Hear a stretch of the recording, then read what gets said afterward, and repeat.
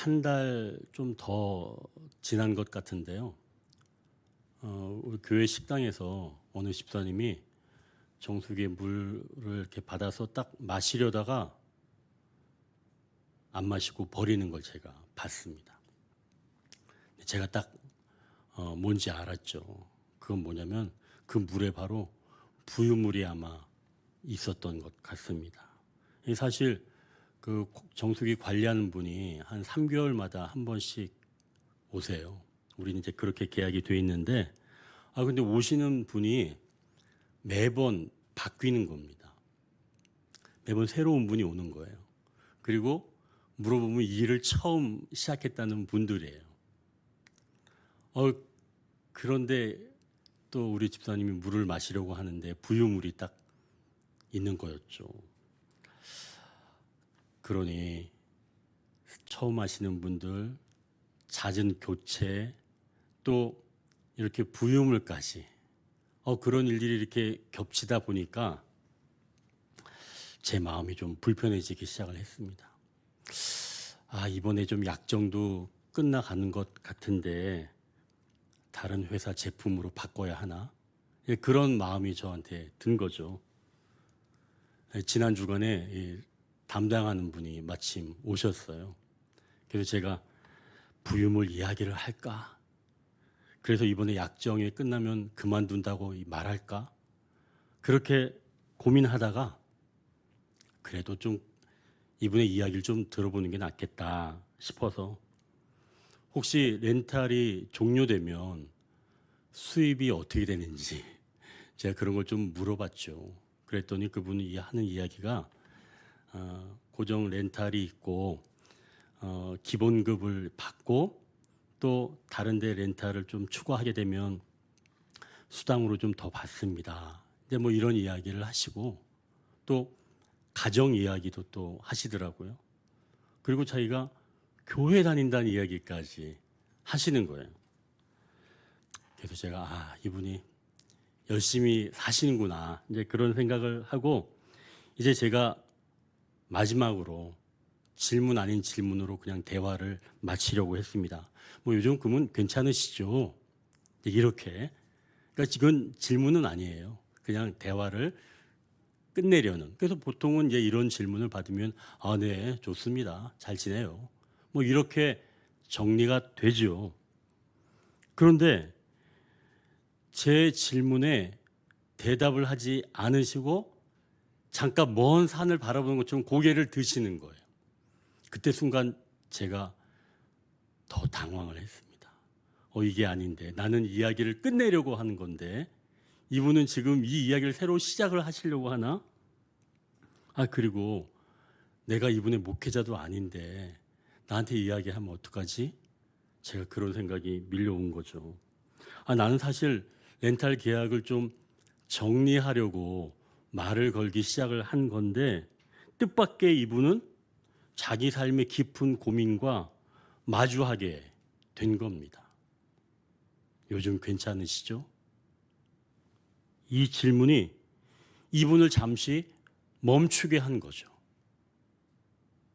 오늘 본문에는 저와는 달리 관계를 새롭게 하려는 그래서 말을 거는 한 분이 계십니다. 이제 첫 번째 단락인데요. 새로운 방식의 관계가 시작되었다. 우리가 19절을 같이 한번 읽어볼까요? 이날 곧 안식 후 첫날 저녁 때에 제자들이 유대인들을 두려워하여 모인 곳의 문들을 닫았더니 예수께서 오사 가운데 서서 이르시되 너희에게 평강이 있을지어다. 저는 관계를 정리하려고 말을 걸었다면 부활의 예수님은 제자들과 새로운 방식으로 관계가 시작되었기에 찾아오신 겁니다.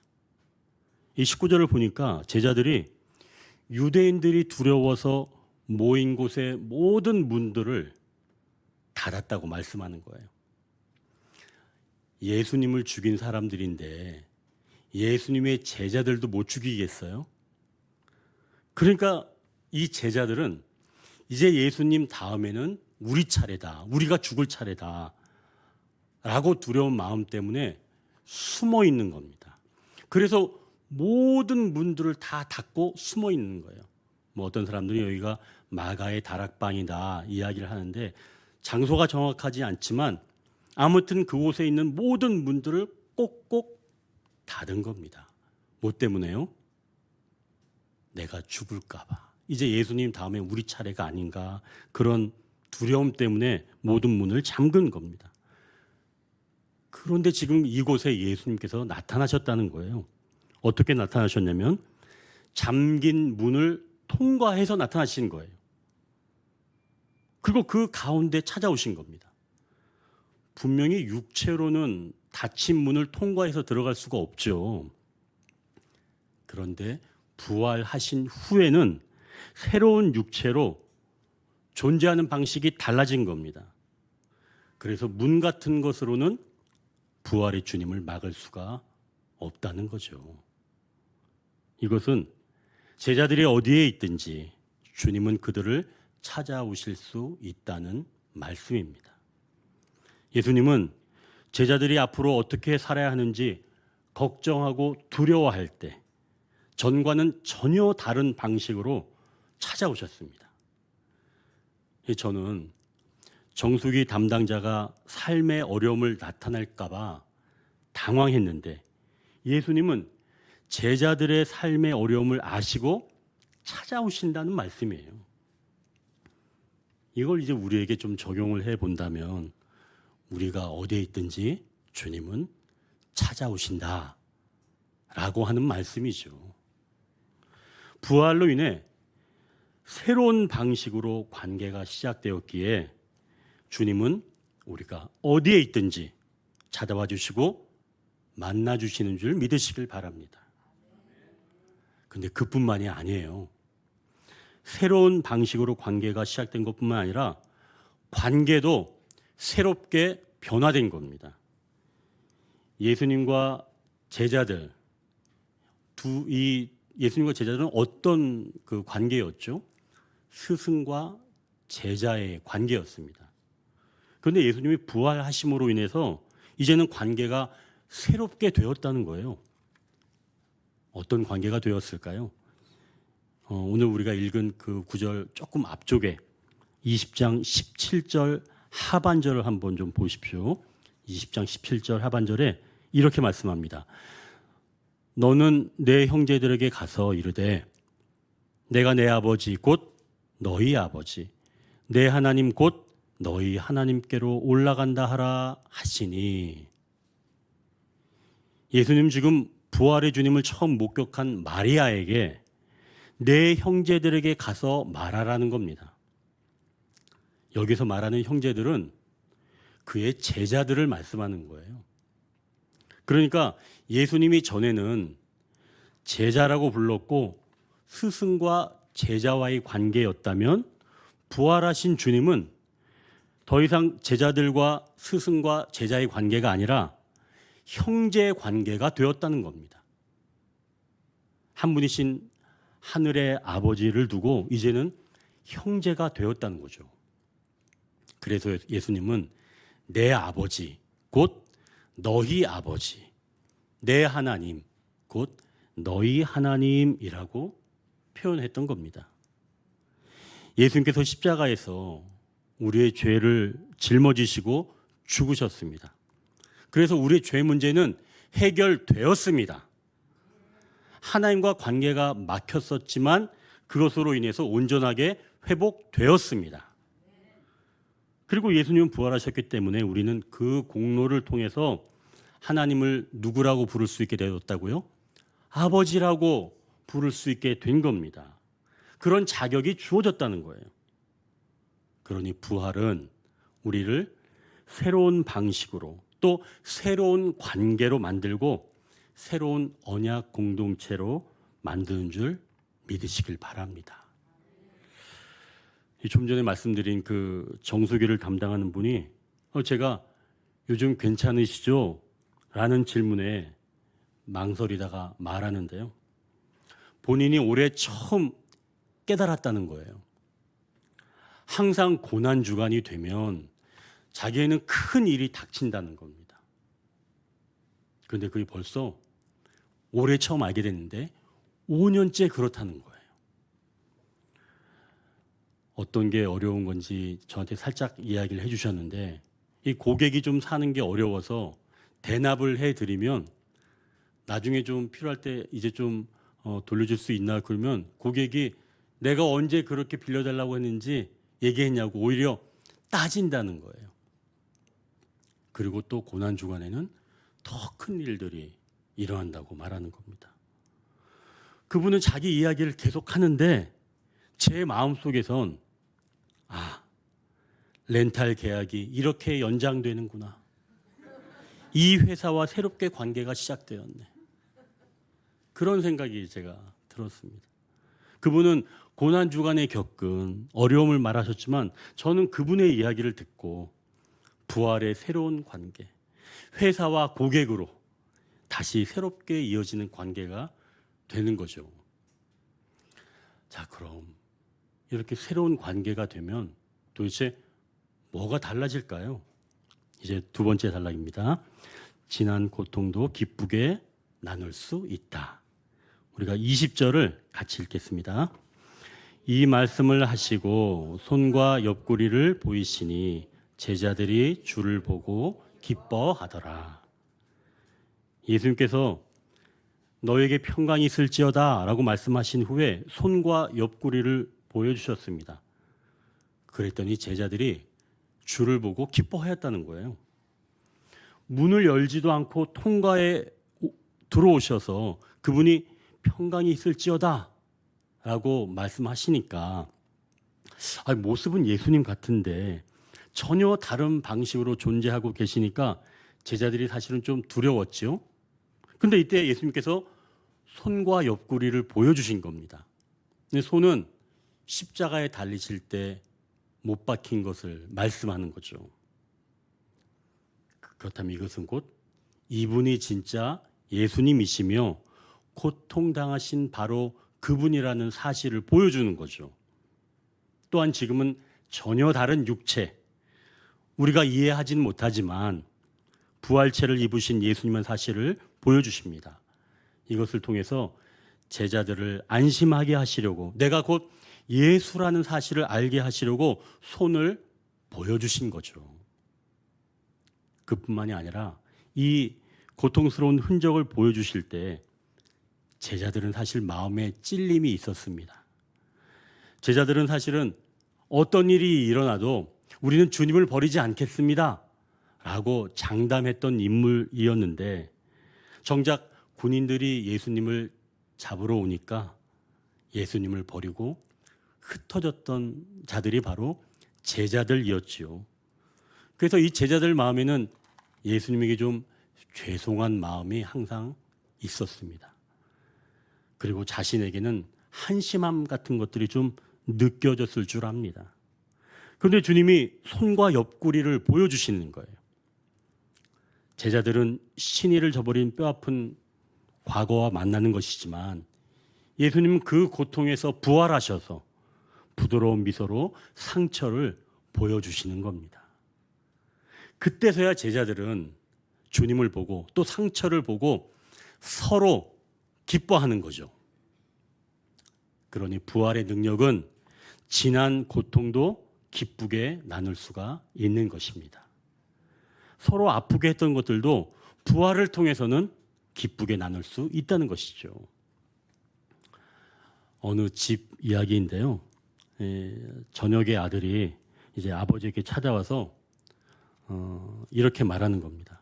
아버지, 이제 타고 다니시는 차 그만 폐차하세요. 제가 아버지 드리려고 차를 계약했습니다. 아버지가 좋아하시는 검정색으로 제가 제네시스를 계약했어요. 내일 아침에 주차장으로 차가 도착할 겁니다.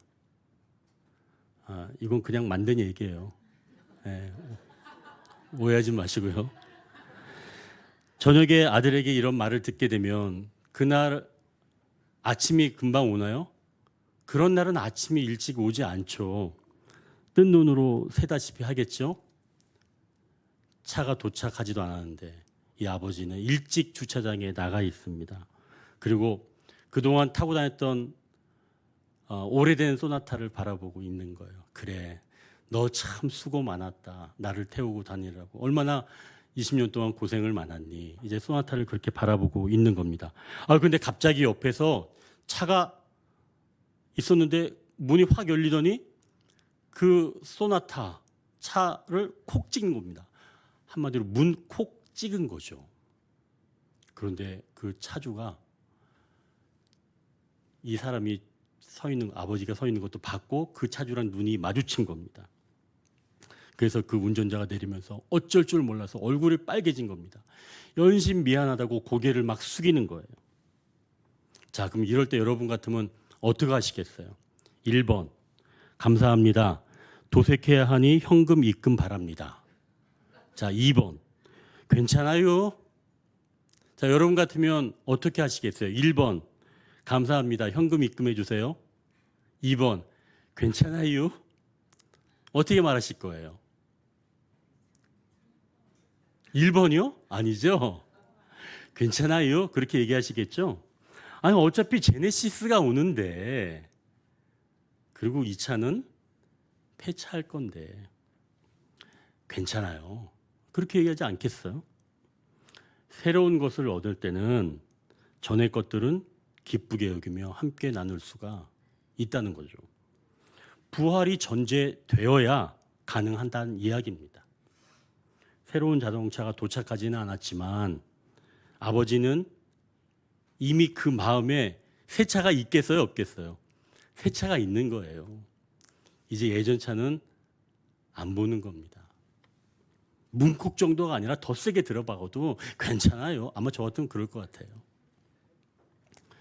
고통스러운 상태에서는 함께 기쁨을 나눌 수가 없지만 부활의 능력을 덧입게 되면 지난 고통도 기쁘게 나눌 수가 있다는 거죠.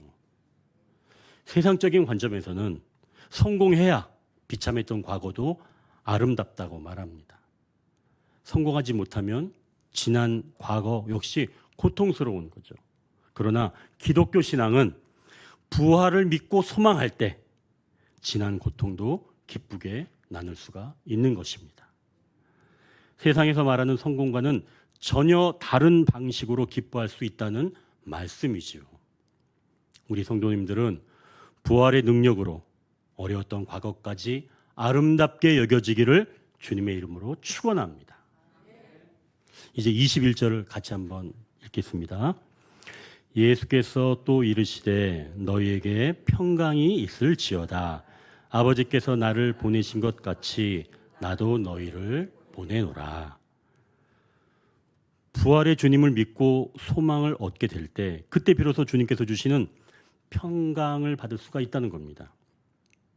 제자들이 두려워하였지만 예수님을 확인하고 부활의 모습을 바라보게 되었을 때 예수님 다시 한번 평강을 나눠주시는 거예요. 이 평강은 우리 내면에서 시작되는 평강입니다. 다른 사람들이 자신들을 죽인다고 해도, 즉 외적으로는 상당한 압박이 있더라도 주님이 주시는 평강이 내면에 넘쳐나기 시작하면 그때는 두려움에 빠지지 않게 된다는 거예요. 여러분, 평강이 어디에서 시작된다고요? 내면에서 시작되는 겁니다. 밖의 환경이 다스려지는 게 아니라 평강은 내면에서부터 시작되는 거예요. 그래서 내 삶에 옥죄어 오는 것들에 대해서도 그때는 담대하게 맞설 수가 있다는 것이죠. 이것은 예수님께서 제자들을 보내는 방편입니다. 예수님도 하나님으로부터 보냄을 받은 분이세요. 그리고 이제 예수님이 하늘로 가시기 때문에 이제 예수님의 그 일을 우리에게 맡기신 겁니다. 그래서 예수님이 우리를 이제는 보내시는 분이에요. 제가 좀 전에 말씀드린 그 렌탈 담당하시는 분이 요즘 괜찮으시죠? 라고 하는 그 질문에 망설일 때 제가 순간 당황했다고 말씀드렸죠. 이 말을 괜히 꺼냈나? 어떻게 피해갈까? 제가 그런 생각에 막 스쳐가기 시작을 했습니다. 그래서 제가 생각하는 말은 맞아요. 요즘 뭐 그냥 사회가 힘드니까 모두 다 힘들죠. 이렇게 말하면서 도망갈까? 잠시 생각을 했습니다. 그때 주님께서 이 성도의 이야기를 잠깐이라도 들어보라는 건 아닐까라고 하는 그런 생각이 들었습니다. 그러자 제 마음에 평강이 찾아왔어요. 비록 우리 교회 성도는 아니지만 그래서 더 조심스럽죠. 그래서 어떤 이야기가 나올지 잠깐 기다렸습니다. 그리고 아까 했던 말들을 제가 들은 거죠. 제가 그 이야기를 듣고 다른 말을 해드릴 수가 없었습니다. 그렇다고 제가 뭐 대답을 해드릴 수는 없잖아요. 그래서 제가 한 말은 성도님이 정말 좋은 뜻으로 나누셨는데 그 마음이 외면당해서 마음이 아프셨군요. 제가 한 말은 딱 이 한마디밖에 없습니다. 그런데 그분이 울컥하신 거예요. 일하다 말고. 그래서 가만히 그냥 있었죠. 사실 제가 한 말이 무슨 고급스러운 말인가요? 아니에요. 누구나 다 평범하게 할 수 있는 그런 말입니다. 그런데 그분의 영혼이 만져진 말이 된 거죠. 그것은 저를 보내신 주님의 손길을 통해서 그분의 영혼을 주님이, 제가 아니에요, 주님이 그 영혼을 만져주신 겁니다. 이렇게 우리가 때론 누군가에게 보냄을 받게 된다는 겁니다. 그리고 주님의 위로의 말을 건네게 되는 거죠. 우리의 능력이 아닌 우리 안에 계시는 분의 능력으로 말이죠. 주님은 우리를 통해 일하시는 줄 믿으시길 바랍니다. 주님이 우리의 말, 우리의 행동을 보고 일하시는 거예요. 그런데 일하실 때 어떤 강력한 일만 주님이 하시는 일이 아니라는 거죠. 오히려 많은 일은 그렇게 강력한 일이 아니라 우리 내면에 찾아와 주시고 어루만져 주시고 주님을 향해 갈망하게 하도록 하는 게 바로 주님이 일하시는 겁니다. 이 종교개혁을 일으킨 마르틴 루터는 이것을 왼손의 능력이라고 말했습니다. 우리는 하나님이 하시는 오른손의 일을 원하는 때가 많습니다. 하나님이 하시는 오른손의 일, 하나님이 오른손으로 하시는 일은 강력한 일들이에요. 기적 같은 일들이죠. 그러나 부활의 주님이 찾아오셔서 제자들에게 위로해 주시고 힘을 주시고 다시 사명을 주시는 이 일은 왼손의 능력이라는 거죠. 잔잔하게 우리에게 다가와 주셔서 우리를 위로해 주시고 북돋워 주시고 다시 사명의 길을 걸어갈 수 있도록 해주시는 것이 바로 왼손의 능력이라는 겁니다. 자, 그럼 부활의 능력을 입은 이런 자들이 어떻게 이런 일을 감당할 수 있을까요? 이제 세 번째 단락입니다. 성령을 통한 용서가 있다고 말씀한다. 우리가 22절, 23절을 같이 읽겠습니다. 이 말씀을 하시고 그들을 향하사 숨을 내쉬며 이르시되 성령을 받으라. 너희가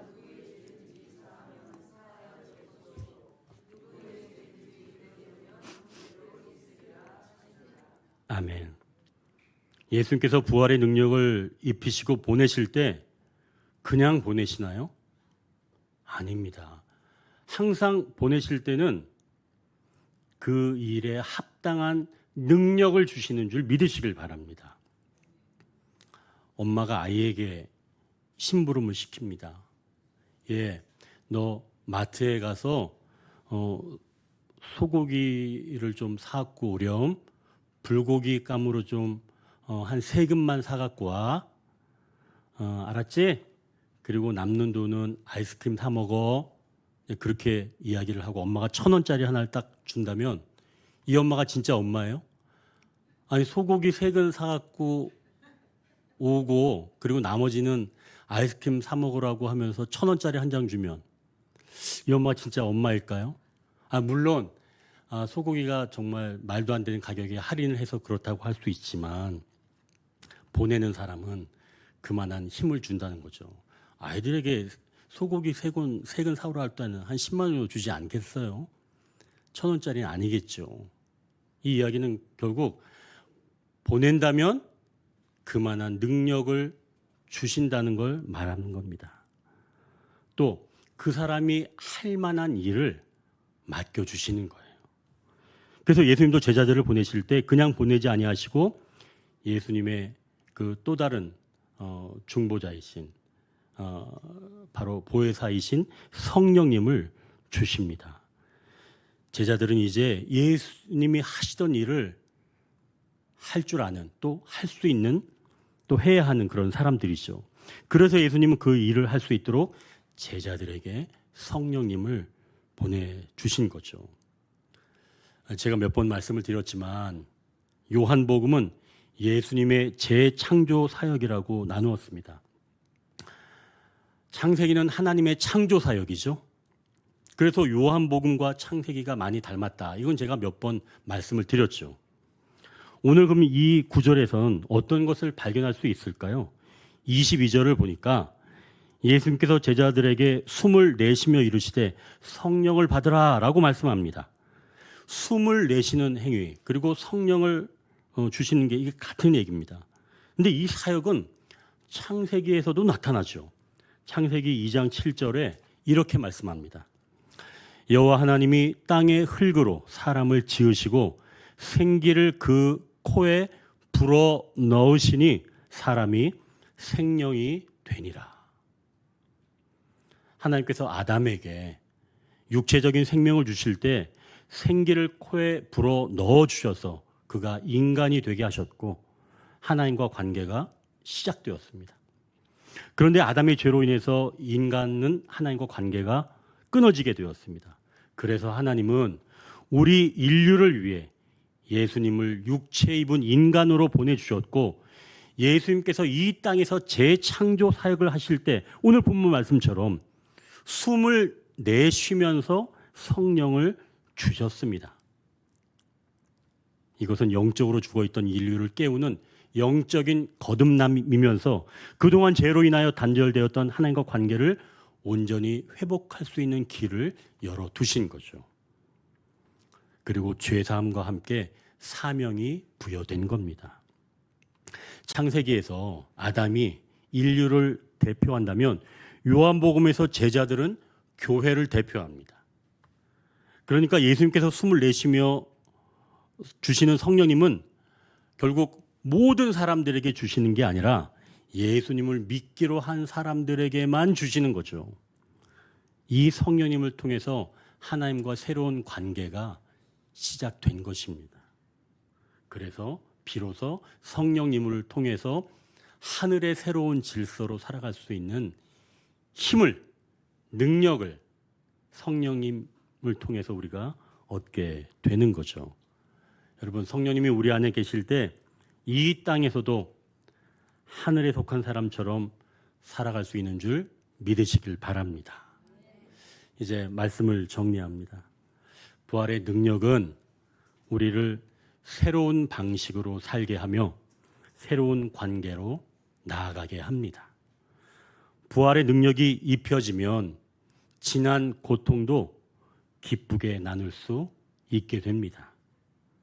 또 부활의 능력을 경험한 자는 주님이 하시는 일에 보냄을 받고 성령의 능력을 통해 그 일을 감당할 수 있다고 말씀합니다. 우리 언덕의 성도들은 부활의 능력이 덧입혀진 성도들입니다. 제가 잠깐 기도하겠습니다.